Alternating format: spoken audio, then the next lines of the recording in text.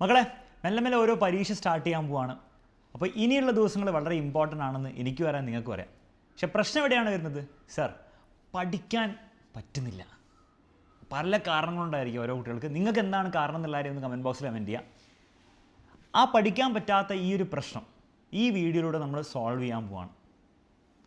3 കാര്യങ്ങൾ ഞാൻ പറഞ്ഞുതരാം. 3 കാര്യങ്ങൾ നിങ്ങൾ കൃത്യമായിട്ട് ചെയ്യാൻ റെഡിയാണെങ്കിൽ ഈ പ്രശ്നം നിങ്ങൾക്ക് ഉണ്ടാവില്ല. പരീക്ഷ നല്ല അടിപൊളിയായിട്ട് പോകും. ഫസ്റ്റ് കാര്യം, ഞാൻ കഴിഞ്ഞ ദിവസം 10 hours ലൈവിലും അതുപോലെ SLCയിലെ 6 hours ലൈവിലൊക്കെ എടുക്കുന്ന സമയത്ത് കുറേ കുട്ടികൾ ക്ലാസ് എടുക്കുന്ന സമയത്ത് സർ മോട്ടിവേഷൻ തരുമെന്ന് പറയും.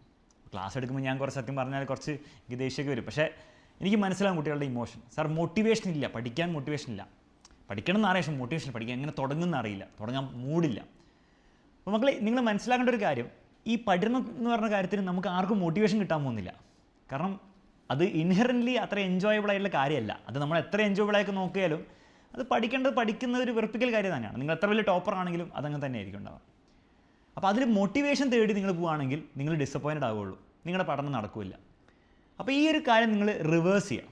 നിങ്ങളെന്താ ഉദ്ദേശിക്കുന്നത്? നിങ്ങൾ ഉദ്ദേശിക്കുന്ന എന്തൊരു മോട്ടിവേഷൻ ഇങ്ങനെ കിട്ടും, അലക്സ് സാർ പറയുമ്പോഴോ അല്ലെ എവിടുന്നോ അങ്ങനെ ചിന്തിച്ച് ഇങ്ങനെ മോട്ടിവേഷൻ ഉണ്ടാക്കും. ആ മോട്ടിവേഷൻ വെച്ചിട്ട് നിങ്ങൾ പഠിക്കും. ഇത് പ്രാക്ടിക്കലി ഒരിക്കലും നടക്കാൻ പോകുന്നില്ല. നിങ്ങൾ എത്ര തപ്പിയിട്ടും കാര്യമില്ല. നേരെ തിരിച്ചൊന്ന് ആലോചിച്ച് നോക്കുക. നിങ്ങളൊന്ന് കുറച്ച് പഠിച്ചു നോക്ക്. സാർ പഠിക്കാൻ മോട്ടിവേഷൻ ഇല്ല, പറയരുത്.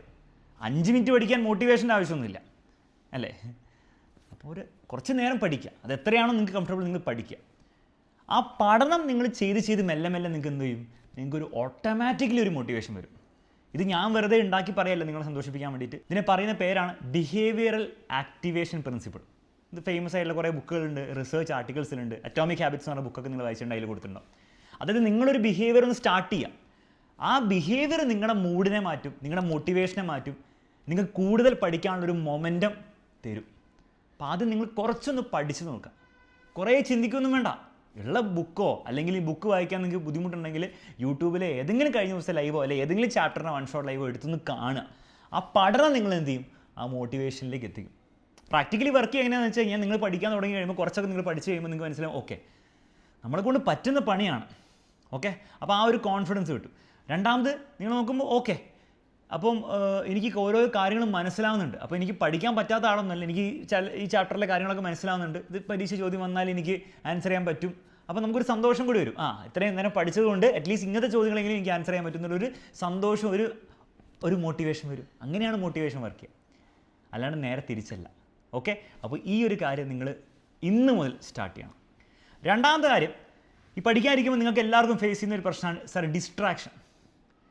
ഈ ഡിസ്ട്രാക്ഷന് 2 രീതിയിൽ ഡിസ്ട്രാക്ഷൻ ഉണ്ട്. ഒന്ന് നമ്മുടെ ഇൻറ്റേർണൽ ഡിസ്ട്രാക്ഷൻ, ഉള്ളിൽ നിന്നുള്ള ചിന്തകളും തോട്ട്സൊക്കെ. അതിൽ മെയിനായിട്ടുള്ള ചിന്തകൾ ഇപ്പോൾ ഇങ്ങനെ ആയിരിക്കും, പഠിക്കണമല്ലോ, അയ്യോ പഠിച്ചിട്ട് വലിയ കാര്യമുണ്ടോ, കുറേ പഠിക്കാൻ സിലബസ് ഉണ്ട്, ഇനിയിപ്പോൾ എന്ത് പഠിക്കാനാ, ഒന്നും പഠിക്കാതിരിക്കല്ലേ ഭേദം, അല്ലെ എവിടുന്ന് തുടങ്ങും, ഇന്ന് വേണ്ട നാളെ, അങ്ങനത്തെ കുറേ ഇൻറ്റേർണൽ തോട്ട്സ് നമ്മളുണ്ടാവും.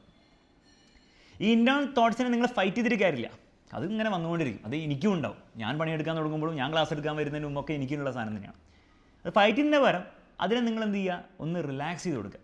റിലാക്സ് ചെയ്യാൻ പല മെത്തേഡ്സ് ഉണ്ട്. ഏറ്റവും സിമ്പിൾ മെത്തേഡാണ് എന്താണ്? നിങ്ങൾ മെഡിറ്റേഷനൊക്കെ ചെയ്യാൻ അറിയുന്ന ആളാണെങ്കിൽ ഒരു 10 മിനിറ്റ് മെഡിറ്റേഷൻ ചെയ്യാം. മെഡിറ്റേഷൻ ചെയ്യാൻ അറിയാത്ത ആളാണ് യൂട്യൂബിൽ ഏതെങ്കിലും just 10 minutes meditation, breath meditation ഒക്കെ അടിച്ച് നോക്കിയിട്ട് ഒരു 10 മിനിറ്റ് ചെയ്ത് നോക്കുക. അത് വർക്ക് ചെയ്യുന്നുണ്ടെങ്കിൽ അതന്നെ മതി. മിക്ക ആൾക്കാർക്ക് അത് വർക്ക് ചെയ്യും. എനിക്ക് വരെ പേഴ്സണലി ഞാൻ അത് ചെയ്തിട്ടാണ് എല്ലാ ദിവസവും ഞാൻ സ്റ്റാർട്ട് ചെയ്യും. മിനിമം 20 days മെഡിറ്റേഷൻ ചെയ്യും. അപ്പോൾ മൊത്തത്തിൽ ഡേ എന്താണ്? ഒന്ന് കാമായി കിട്ടും. നിങ്ങളുടെ ഈ ഇൻറ്റേർണൽ ഡിസ്ട്രാക്ഷൻസ് കുറച്ച് ഒഴിവായി കിട്ടും.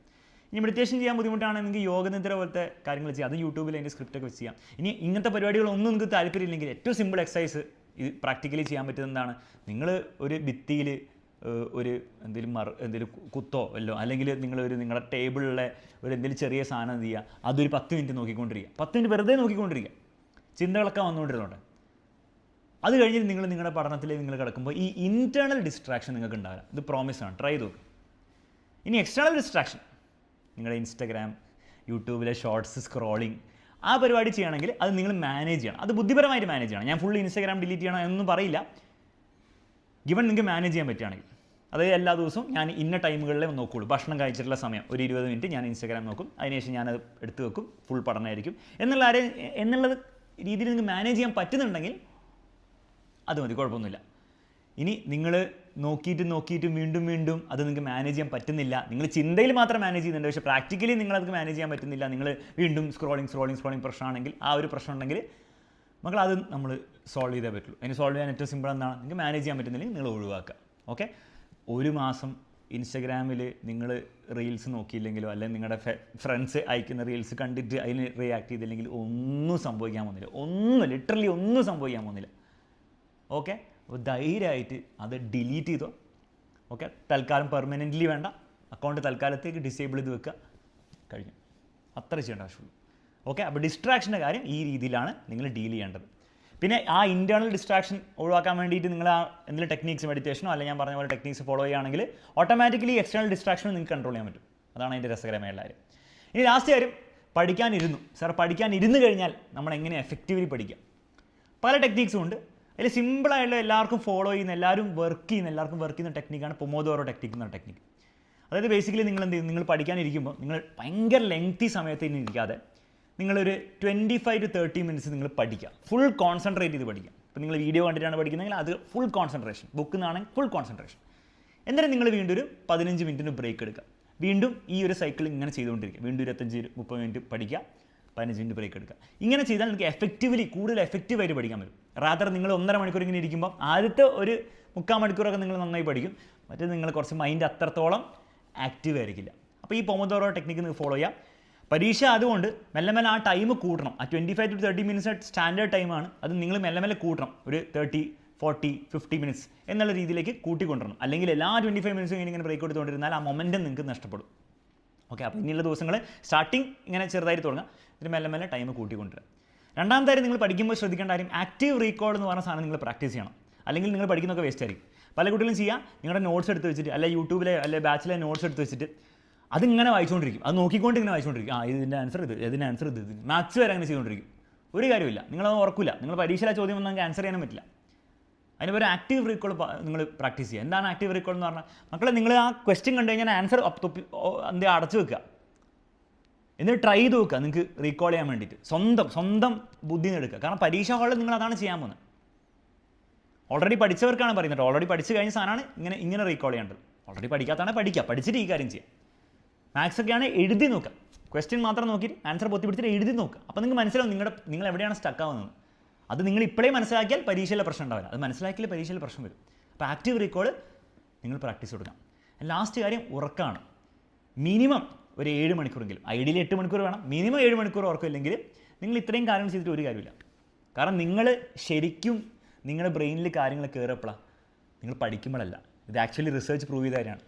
നിങ്ങൾ ശരിക്കും നിങ്ങളുടെ ബ്രെയിനിൽ ന്യൂറൽ നെറ്റ്വർക്ക്സ് ഫയർ ചെയ്ത് അത് സ്ട്രോങ് ആവുന്നത്, നിങ്ങൾ പഠിച്ച കാര്യങ്ങളൊക്കെ സ്ട്രോങ് ആവുന്നത് നിങ്ങൾ ഉറങ്ങുമ്പോഴാണ്. അപ്പോൾ ആ ഉറക്കം പ്രോപ്പറായി കിട്ടിയില്ലെങ്കിൽ നിങ്ങൾ ഇത്രയും കാര്യങ്ങൾ ചെയ്യുന്ന വേസ്റ്റാണ്. അപ്പോൾ മിനിമം 7 hours ഉറങ്ങുന്നു. അത് ക്വാളിറ്റി ഉറക്കമാണ്. ഇടയ്ക്കിടയ്ക്ക് ഇങ്ങനെ ഡിസ്റ്റർബ്ഡ് ആയിട്ടുള്ള ഉറക്കമാണെങ്കിൽ ഒബ്വിയസ്ലി 7 hours മതിയാവില്ല. നിങ്ങൾ 8 hours എങ്കിലും ഉറങ്ങേണ്ടി വരും. ക്വാളിറ്റി സ്ലീപ്പ് എൻഷുവർ ചെയ്യുക, ഒറ്റയടിക്കുള്ള സ്ലീപ്പ് എൻഷുവർ ചെയ്യുക. ഇത്ര കാര്യങ്ങൾ നിങ്ങൾ ചെയ്താൽ മക്കളെ ഇതൊക്കെ വേർത്തായിരിക്കും. വേർത്താവെന്ന് പറഞ്ഞു കഴിഞ്ഞാൽ മക്കളെ ഈ സിമ്പിൾ കാര്യങ്ങളാണ്. ഈ രീതിയിൽ നിങ്ങളുടെ ലൈഫ് നിങ്ങൾ ഈ ഒരു മാസം മാറ്റിയാൽ ഈ പരീക്ഷയിൽ മാർക്ക് കിട്ടുക മാത്രമല്ല, നിങ്ങളുടെ ലൈഫ് ലോങ് നിങ്ങൾക്ക് ഈ സാധനങ്ങൾ വർക്ക് ചെയ്തെന്ന് മനസ്സിലായി കഴിഞ്ഞാൽ നിങ്ങൾക്ക് ലൈഫ് ലോങ് ഈ ടെക്നീക്സ് ഉപയോഗിച്ചിട്ട് നിങ്ങൾക്ക് എന്ത് ഫീൽഡിലും സക്സസ്ഫുൾ ആവാൻ പറ്റും, പരീക്ഷയിൽ മാത്രമല്ല. ഓക്കെ, വീഡിയോ യൂസ്ഫുൾ ആയെങ്കിൽ തീർച്ചയായിട്ടും നിങ്ങളുടെ ഫ്രണ്ട്സിന് ഷെയർ ചെയ്ത് കൊടുക്കണം. മറ്റൊരു വീഡിയോ നമുക്ക് വീണ്ടും കാണാം.